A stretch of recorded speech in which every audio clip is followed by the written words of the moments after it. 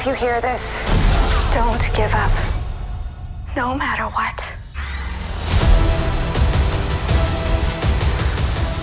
Bonjour à tous, je suis Barek et bienvenue sur la tribune de Coruscant pour cette nouvelle vidéo des références sur Skeleton Crew. Cette vidéo sera bien évidemment full spoiler et donc prévue pour ceux qui ont déjà vu les 2 premiers épisodes de la série. Le premier épisode de Skeleton Crew s'ouvre sur un groupe de pirates attaquant un vaisseau cargo, faisant un parallèle avec la scène d'ouverture d'un Nouvel Espoir avec le destroyer stellaire impérial et le Tantive 4. De plus, le capitaine des pirates semble citer Dark Vador. We have no credit shipment. This is a bulk freighter. If this is a bulk freighter, why is your vault magnetically sealed? We are protected by New Republic decree. I hereby demand all pirate scum leave this vessel immediately.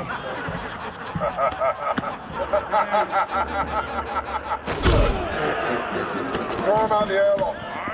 And open the vault. This is a consular ship. We're on a diplomatic mission. If this is a consular ship, where is the ambassador? Commander, tear this ship apart until you found those plans and bring me the passengers. I want them alive! Pour aborder le vaisseau cargo, les pirates utilisent une technique rappelant ce que l'on a déjà vu dans la saison 5 de The Clone Wars, lorsque Hondo Ohnaka et son équipage ont attaqué le Crucible, qui transportait alors Ahsoka Tano, Huyang et les novices Jedi.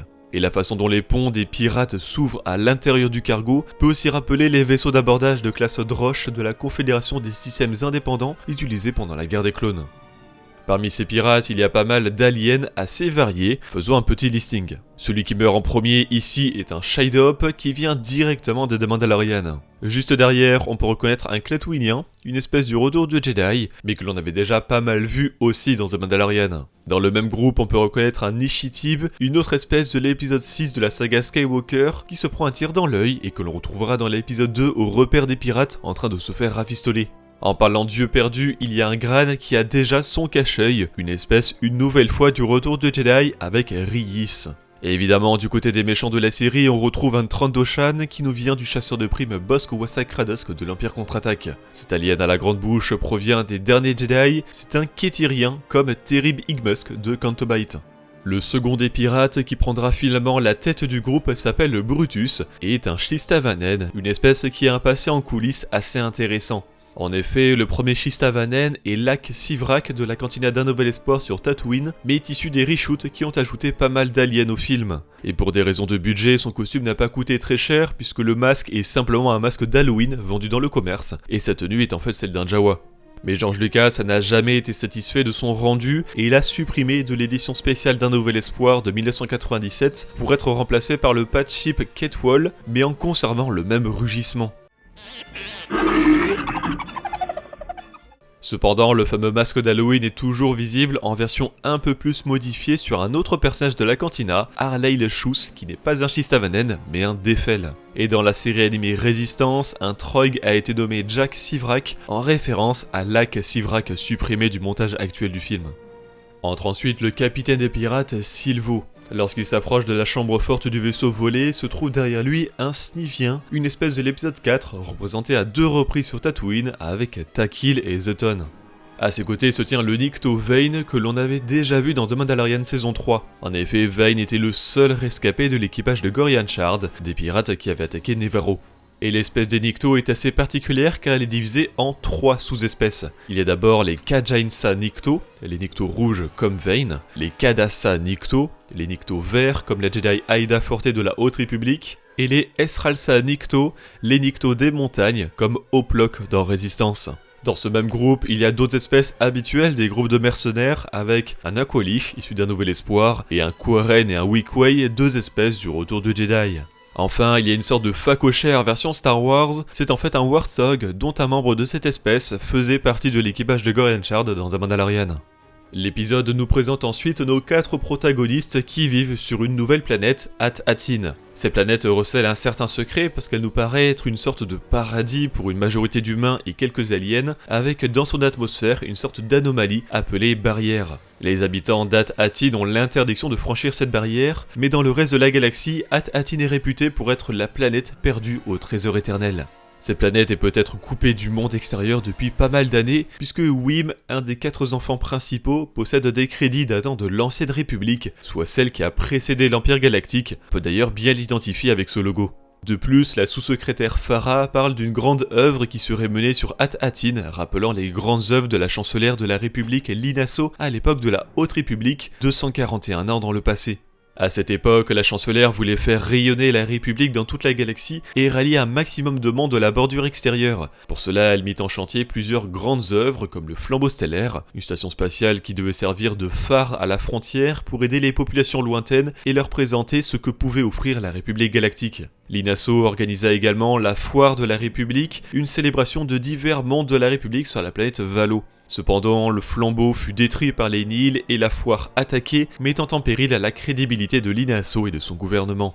Mais si un monde comme At-Atin parle encore de grandes œuvres et semble totalement isolé du reste de la galaxie, il n'est pas impossible qu'il le soit depuis presque 250 ans. Un peuple isolé depuis la Haute République, nous avons déjà vu ça avec le convoi du Quetzarat, un ensemble de vaisseaux perdus en hyperespace depuis tout ce temps et qui a été retrouvé avec tous ses habitants par Luke Skywalker et ses amis pendant le conflit entre l'Aube écarlate et l'Empire galactique.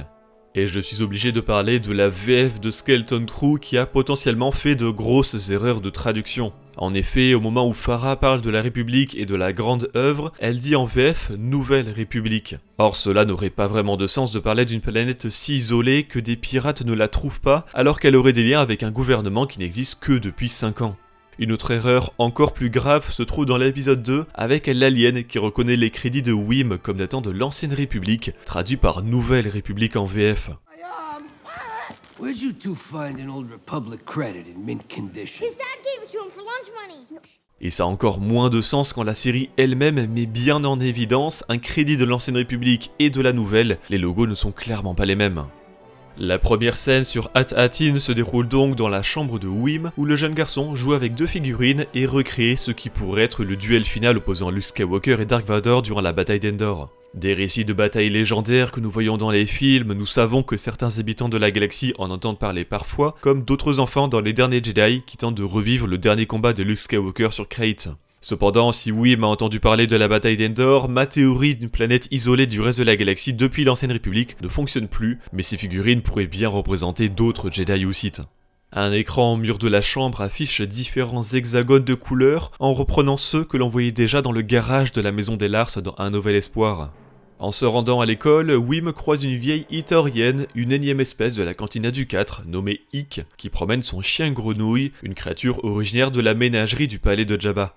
Il faut savoir que le chien grenouille est une espèce sentiente et donc intelligente, mais souvent considérée comme animal domestique pour espionner ses adversaires. La version du chien grenouille de Skeleton Crew présente quand même une particularité, cet individu semble posséder 4 pattes, alors que celui de Jabba seulement 2 avec une queue arrière pour l'aider à se redresser. Wim rejoint alors son ami Nihil, le seul alien du groupe principal. Contrairement à ce que l'on avait pensé à l'origine, Nihil n'est pas un ortolan comme Maximilian Rebo du Retour de Jedi. L'information a été confirmée par Leland Chee du Lucasfilm Story Group et Christopher Ford, le co-créateur de Skeleton Crew. Nihil appartient bien à une toute nouvelle espèce. Après un rapide combat d'air sabre laser, les 2 enfants prennent le bus scolaire, alors piloté par un droïde de série RX, un modèle inventé à l'origine pour l'attraction Star Tours des parcs Disneyland. En effet, dans la première version de l'attraction, c'était RX-24 qui pilotait le vaisseau, mais avec le rebranding en 2011, C3PO a pris sa place. Depuis, dans l'univers canon, RX-24 est devenu R3X, surnommé Rex, et DJ sur Batuu ou Galaxy's Edge. Mais le principe des droïdes pilotes a été conservé comme on peut en retrouver dans un épisode de Rebels par exemple.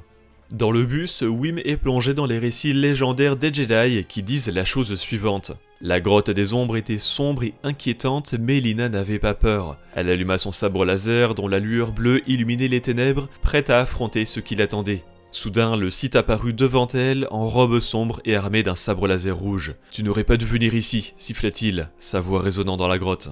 Et on peut ainsi remarquer que la scène que jouaient Wim et Nihil juste avant est en fait une interprétation de cette histoire. Quant au personnage de Lina, je n'en ai trouvé qu'une seule qui soit une Jedi, Lina Laskol, qui dans l'univers légende était une novice Jedi du temple de Coruscant, d'après le beau livre des Complete Star Wars Encyclopedia. Lorsque les enfants arrivent à l'école, ils font la rencontre de la sous-secrétaire Farah, qui leur présente le test de détermination de carrière, un examen qui définira leur métier une fois adultes. Et dans cette salle de classe se trouvent de nouveaux aliens, il y a des originaux comme la Vazouane Runa, le crush de Neil, mais aussi des Rhodiens comme Grido d'un Nouvel Espoir. Nous faisons ensuite la rencontre de Fern et KB, cette dernière ayant potentiellement une sorte d'implant crânien. Elle parcourt à toute vitesse At-Atin en overbike et passe devant un diner du nom de Mel's, Schemel en français. C'est un clin d'œil à la série Alice des années 70, dérivée du film Alice n'est plus ici, réalisé par Martin Scorsese et monté par Marcia Lucas, la femme de George Lucas à cette époque. Lucas avait déjà mentionné ce film via ce droïde de l'attaque des clones qui s'appelle soit Wanda par rapport à son modèle WA7, mais aussi Flo en référence à Florence Castleberry de la sitcom. Les deux jeunes filles sont interpellées par un groupe de motards en overbike dont leur leader s'appelle Bonge Falfa, un hommage au personnage de Bob Falfa de Harrison Ford dans le film American Graffiti réalisé par George Lucas et sorti en 1973, 4 ans avant le premier Star Wars. Fern a malheureusement grillé une pièce de son overbike ou ce qui semble être plutôt l'overbike de KB. La pièce est appelée en VF convertisseur d'énergie, mais la référence ne s'entend qu'en VO puisque c'est un power converter, une pièce que cherchait déjà Luke Skywalker dans Un Nouvel Espoir, alors traduit en pompe à l'azoconvecteur en VF ou simplement transfo dans la VOSTFR. Take these two over to the garage, will you? I want them cleaned up before dinner. But I was going into Toshi Station to pick up some power converters. Gotta get a new power converter. Fern est en réalité la fille de Farah qui habite dans les riches quartiers d'At-Atin. Dans le salon de leur maison se trouve une grande fresque qui ne doit pas être anodine. Elle représente une humaine habillée de blanc qui semble guider un Tolosien, un membre de l'espèce de Nil, un Itorien et un autre humain vers le même symbole que l'on retrouve sur les vestes des enfants à l'école. Il n'est pas impossible que cette représentation soit liée au fameux grand œuvre dont parlait Farah à l'école.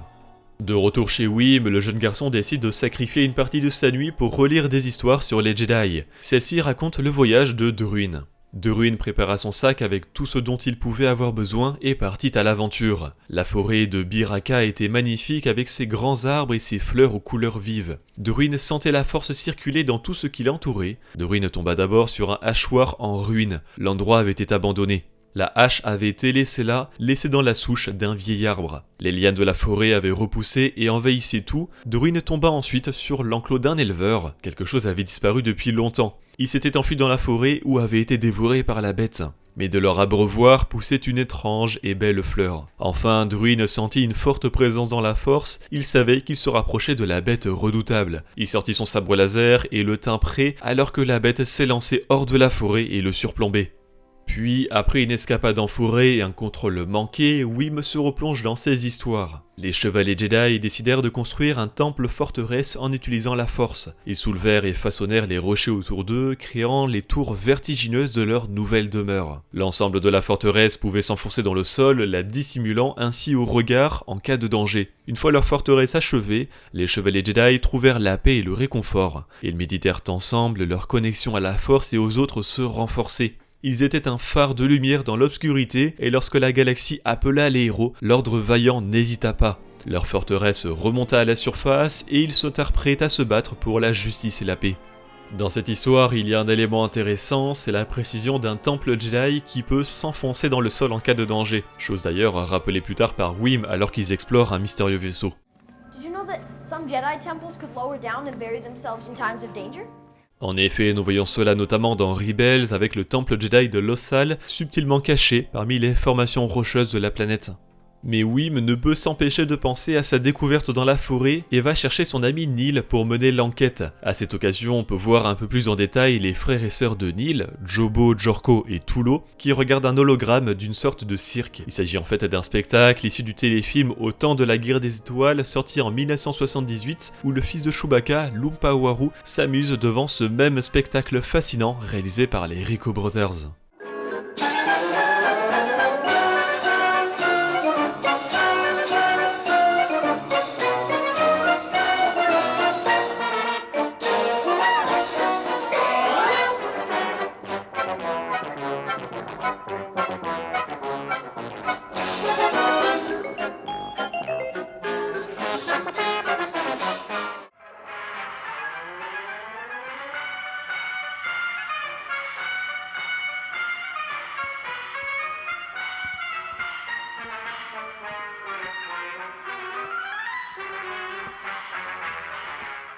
Wim, Neil, Fern et KB se retrouvent finalement à explorer ensemble ce que Wim croit être un temple Jedi, et qui s'avère être un vaisseau dont on connaît déjà le nom, l'Onyx Cinder, et qui les emmène au fin fond de la galaxie.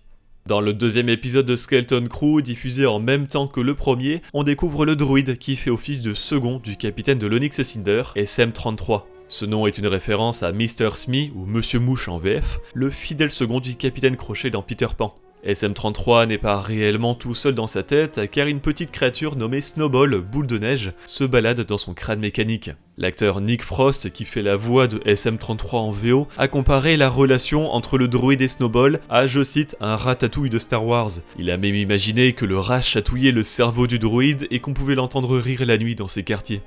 Lorsque SM-33 intercepte les enfants, il les appelle Gremlins.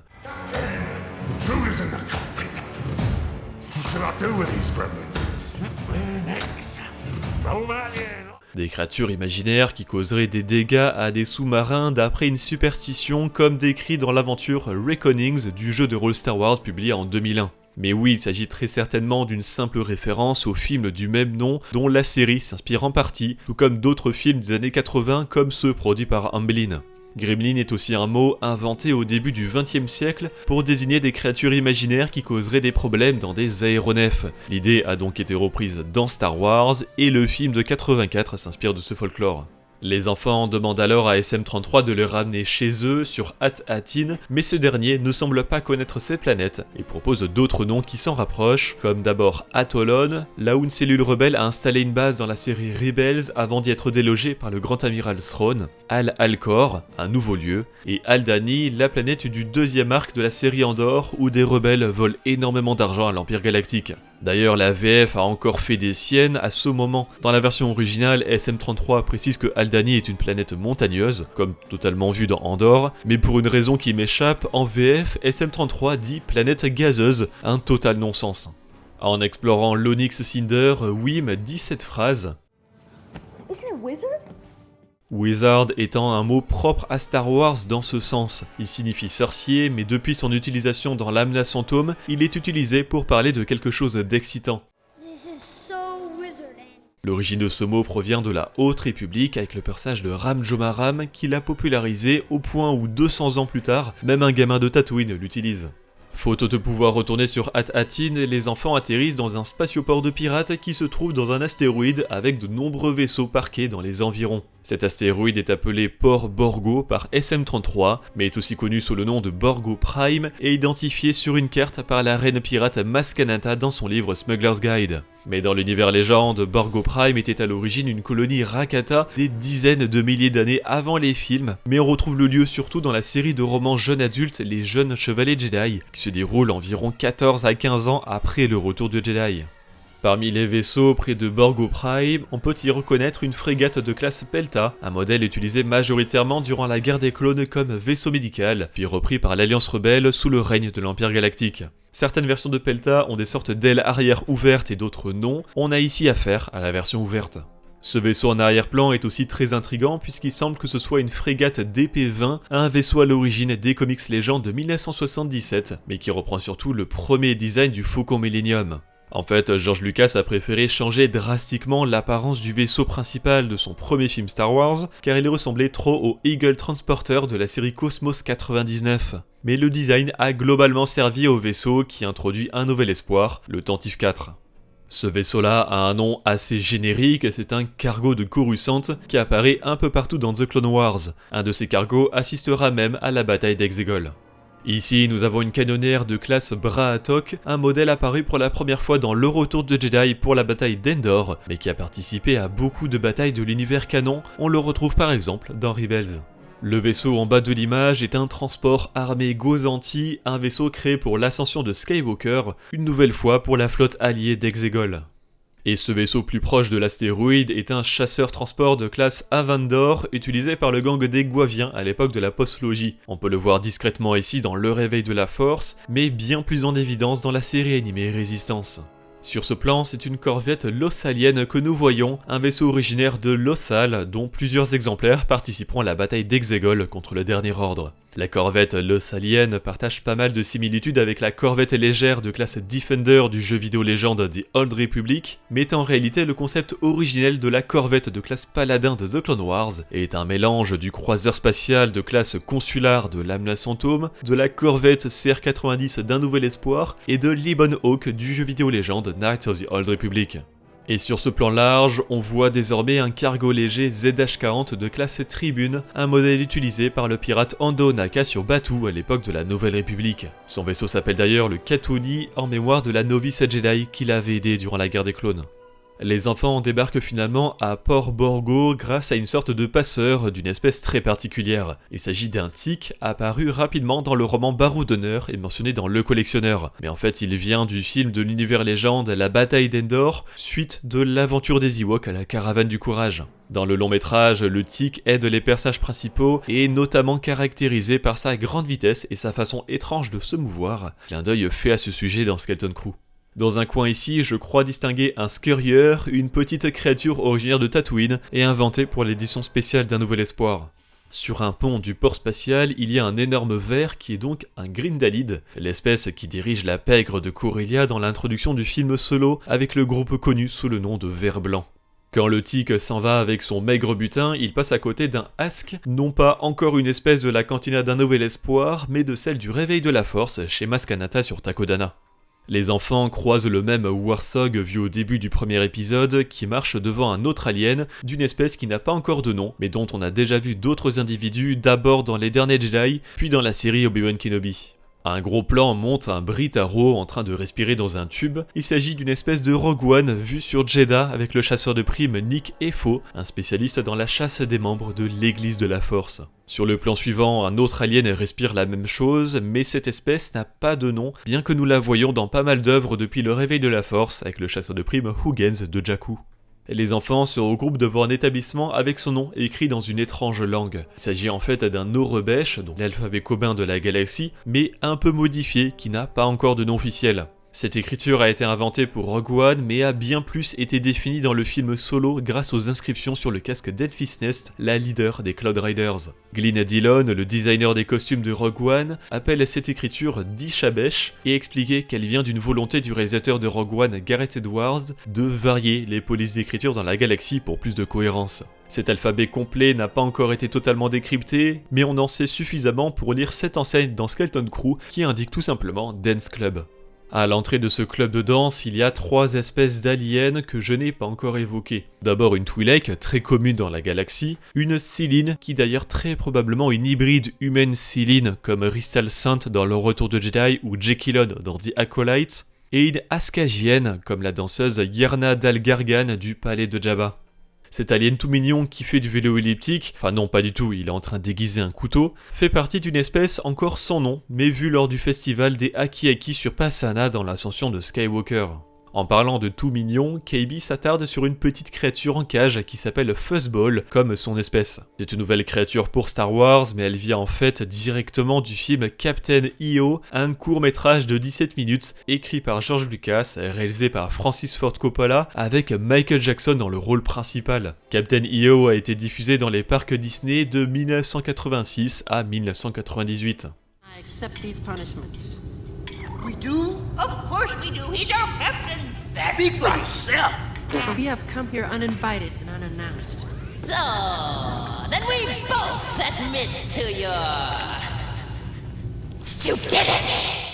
KB s'arrête devant un marchand qui présente la fonctionnalité d'un de ses objets, qui découpe d'ailleurs un Mailrun, un fruit très récurrent dans Star Wars, et dans le public on y retrouve un Frigosien du Réveil de la Force, et un Kyuzo, espèce du chasseur de primes Embo de The Clone Wars, mais qui a ici l'apparence que le Réveil de la Force leur a donné en live action.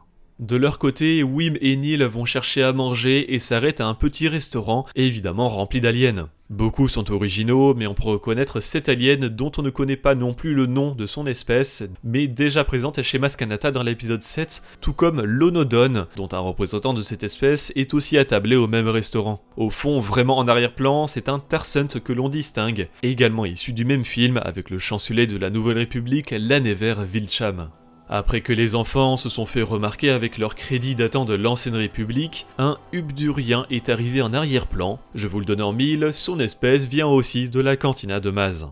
Mais pour sortir de l'épisode 7, c'est un Jawa qui se tient au fond, les célèbres ferrailleurs de Tatooine. Chose assez particulière d'ailleurs, c'est qu'il a été établi avec The Mandalorian et le jeu vidéo Jedi Survivor que les Jawa en dehors de Tatooine, appelés Off-World Jawa, ont les yeux rouges. Or ce Jawa a bien les yeux jaunes comme les natifs de Tatooine. Oui, mais Nil finissent par prendre la fuite, ce qui nous permet d'identifier dans la foule un Dribins, un alien avec un appareil respiratoire créé pour le réveil de la force, avec le chasseur de primes Asgar Is sur Jakku. Ici sur le coin de l'image se tient un alien au design assez unique. C'est une énième espèce sans nom inventée pour le casino de Canto Bight des derniers Jedi, avec le personnage de Glowen Faquid. Durant la cohue causée par l'arrivée de SM-33 pour secourir les enfants, un Clatwinien se fait tatouer le symbole d'Esseligic sur le bras, le symbole de la famille de Jabba et qui est plus généralement utilisé pour représenter le clan Hutt dans sa globalité. A noter d'ailleurs qu'on ne connaît pas à cette époque qui tient le syndicat, puisque Jabba est mort 5 ans auparavant, alors que le conseil Hutt n'existait déjà plus. Bib Fortuna a été son successeur avant lui-même de se faire éliminer par Boba Fett, qui n'a visiblement pas repris toutes les anciennes possessions des Hutt. Le tatoueur est d'ailleurs un droïde fondeur 8D, un modèle issu du palais de Jabba. Sur ce plan au fond, le gros vaisseau est exactement le même modèle avec la même peinture que le vaisseau de Gorian Shard dans The Mandalorian, un corsaire de classe Cumulus. Celui de Shard ayant été détruit dans la série, ça ne peut pas être lui, mais c'est simplement une réutilisation d'assets pour Skeleton Crew. Et l'épisode 2 se conclut sur la révélation du personnage de Jude Law, Jod Nanawood, dans une cellule de Port Borgo. Visiblement, le personnage semble être sensible à la force, mais c'est une chose qu'il faudra éclaircir plus tard. Dans tous les cas, il y a de très grosses chances pour que ce Jod Nanawood soit le Silvo du début de la série, l'ancien capitaine des pirates, ce qui expliquerait sa présence dans la cellule. En complément de cette vidéo, je vous invite à voir ou revoir la rediffusion de notre critique en live disponible sur la chaîne YouTube secondaire, ainsi que la review de Tribune et Max Rebo disponible sur la chaîne principale. Merci d'avoir regardé cette vidéo, j'espère qu'elle vous a plu. Si c'est le cas, n'hésitez pas à laisser un like, à la partager et à vous abonner en activant les notifications si vous ne voulez pas rater les prochaines vidéos de la Tribune de Coruscant. Pour être au courant de l'actualité Star Wars au quotidien, suivez-nous sur Facebook, Instagram et X, et tous les dimanches, nous débriefons de l'actualité sur Twitch lors de notre émission Là-bas dans les étoiles. A bientôt, et que la force soit avec vous.